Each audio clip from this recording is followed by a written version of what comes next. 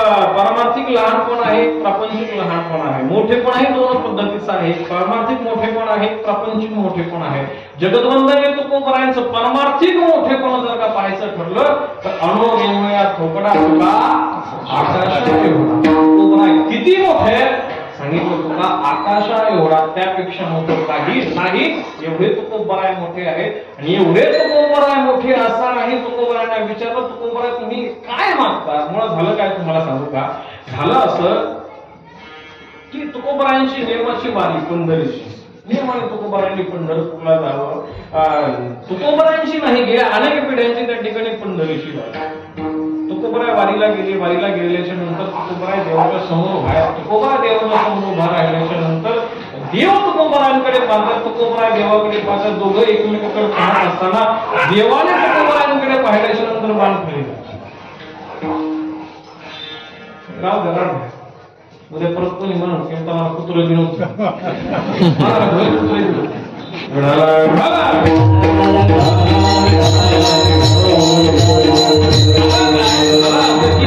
तुकोबराय देवाच्या समोर उभा आहे. देव तुकोबरायांच्या समोर उभा आहे.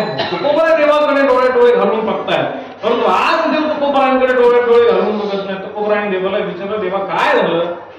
काय चुकलं का? काय भटकलं का? काय नेमकं झालंय काय? त्यावेळेस देवाने सांगितलं, तुकोबराय अनेक पिढ्या तुमची माझ्या या ठिकाणी सेवा करतायत, परंतु एका गोष्टीची आज मलाही लाज वाटते की तुमच्या अनेक पिढ्यांच्या सेवेचे काही भार माझ्यावरती झाला.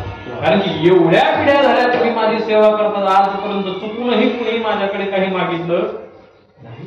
आपली सेवा कशी असते देवाची? पंढरपूरला गेलो किंवा आळंदीला गेलो, गुरुजी गावाकडच्या दोन सर म्हातारे आपल्या निघाल्या वारीला, गावातल्या वारीला निघाल्याच्या नंतर आता दरवर्षी घेऊन जायचं. ते म्हणले नाही आता ह्या वर्षी आळंदीहून जाऊ. आळंदीहून निघाल्या. आळंदीहून निघाल्याच्या नंतर आता तुम्हाला पण माहिती सांगायचा विषय नाही. आता आळंदीहून निघाल्याच्या नंतर आळंदी ते पंढरपूर हा जो 20 किलोमीटरचा टप्पा आहे, त्या 20 किलोमीटरच्या टप्प्यामध्ये जेवढं दान होतं तेवढं कुठेही होत नाही. एका दिवसामध्ये यांनी ज्यावेळेस चालायला लागल्याच्या नंतर आपल्या घरून गोण्या नेले ना, चिवडा आला का टाक, शेंगदाणे आले का टाक, बिस्किट आले का टाक, बाध्या आले का टाक, रेनकोट आले का टाक, तांदूळची दीक्षित आले का टाक. संध्याकाळ पोट गोण्या गज भरल्या. संध्याकाळ पोट गोण्या गज भरल्याच्या नंतर यातली एक म्हातारी दुसरीला म्हणते, उगच नेमोबराय म्हणले नाही, पुण्याची गणना कोण पुण्याची आहे का? पुण्याची गणना कोण करेल? माहिती नाही नेमकं काय कशाला म्हणावं, काय कशाला म्हणावं, कशामुळे काय झालं. काय सांगितलं, तुकोबराय देवासमोर उभा आहे.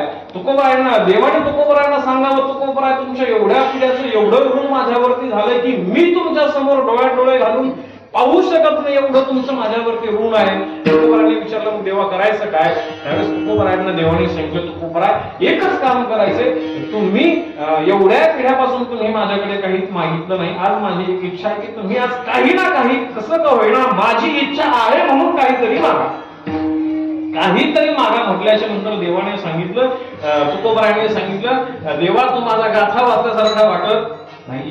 मी माझ्या गाथ्यामध्ये सरळ स्पष्ट लिहिलेलं आहे, वडिलांची रीत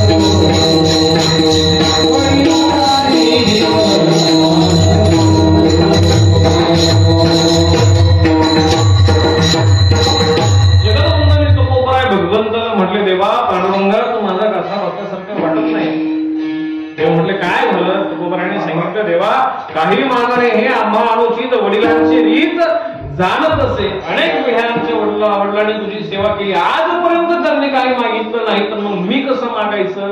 त्यावेळेस देवाने सांगितलं, तुकोबराय तुम्हाला काही लागतंय म्हणून मागू नका. काय तुम्हाला काही लागतंय म्हणून मागू नका, माझी इच्छा आहे म्हणून मागा. वैराग्य आपण म्हणतो, वैराग्य कशाला म्हणतात माहिती का तुम्हाला? वैराग्य म्हणजे काय? समजा एखादा व्यक्ती ज्याची पूर्वी पायी चालायची सुद्धा पात्रता नाहीये किंवा सायकल सुद्धा घेण्याची पात्रता नाहीये, तो जर का व्यक्ती आज म्हटला मला विमानाच्या आणि हेलिकॉप्टरच्या बाबतीमध्ये माझ्या मनामध्ये खूप वैराग्य आहे, मला विमानामध्ये बसू वाटत नाही, त्याला वैराग्य म्हणतात का? तू बसू शकत नाही त्याच्यामध्ये, याला वैराग्य म्हणत नाहीये. वैराग्य कशाला म्हणावं?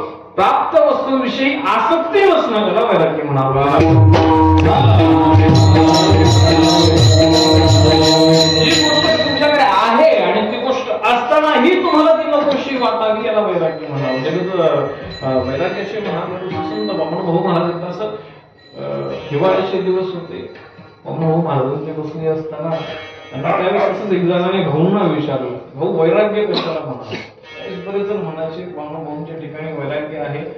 ऐकल्याच्या नंतर शेवटी काय असतं, सोबत राहणारी व्यक्ती त्याला समजा गुरुजींच्या सोबत मी दररोज राहिल्याच्या नंतर आज माझ्या मनामध्ये त्यांच्याविषयी जेवढं भीती आहे तेवढी भीती साहजिक 8 दिवसामध्ये राहणार नाहीये.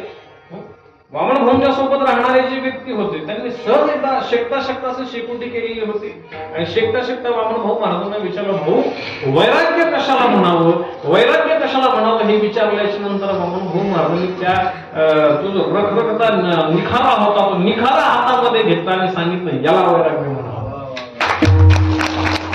वामनभाऊ महाराजांनी म्हणावं याला वैराग्य म्हणावं. आपण आपलं वैराग्य म्हणजे काय? आपल्या ज्या गोष्टी मिळत नाही आपण म्हणायचं गुलाबजाम खायला नाही भेटला का आपल्याला गुलाबजामचं वैराग्य. काय बोलणं झालं काय?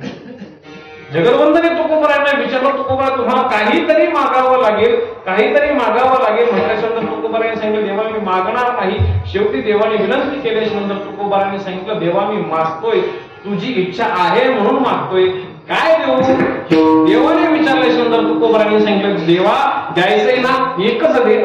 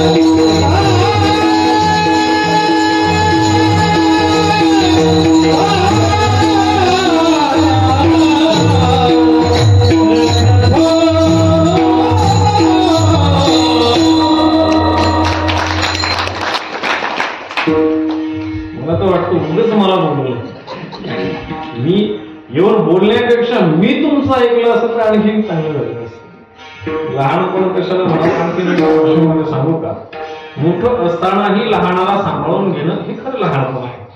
मोठ्या व्यक्तीने लहान व्यक्तीला किंवा समजा मोठा गायक आहे आता आल्याच्या नंतर तुम्ही पाहिलं तुमच्या अभिमान मनात म्हणजे गुरुजींच्या समोर आम्ही कोणीच काहीच नाही, पण तरीही त्यांनी काय सांगितलं, तुम्ही पुढे म्हणा मी मागे म्हणतो.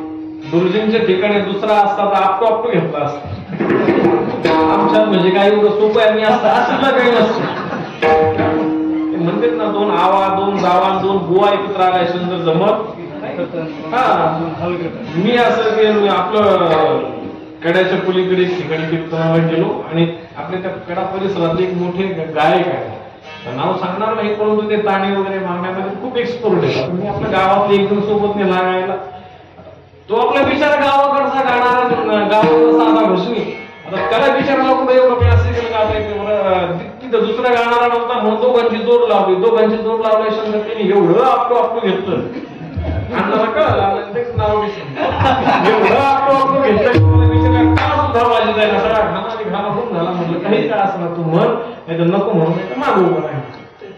मोठेपण कशाला म्हणावं, पारमार्थिक मोठेपण कसं आहे, तुम्ही परमार्थामध्ये मोठे आहात, मोठे असतानाही तुम्ही लहान होऊन राहणार किंवा लहान व्यक्तीला मोठं म्हणणं हे खरं मोठेपण.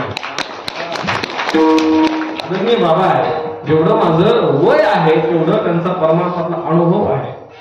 मला आल्याच्या नंतर तुमच्या सगळ्यांकडे पाहिल्याच्या नंतर असं वाटलं की माझं नवरात्रामध्ये कीर्तन झालं, सगळ्यांनी सांगितलं कीर्तन चांगलं झालं म्हणून आपली परीक्षा घेण्यासाठी एवढ्या सगळ्या मोठ्या मोठ्या लोकांमध्ये मला उभं केलं.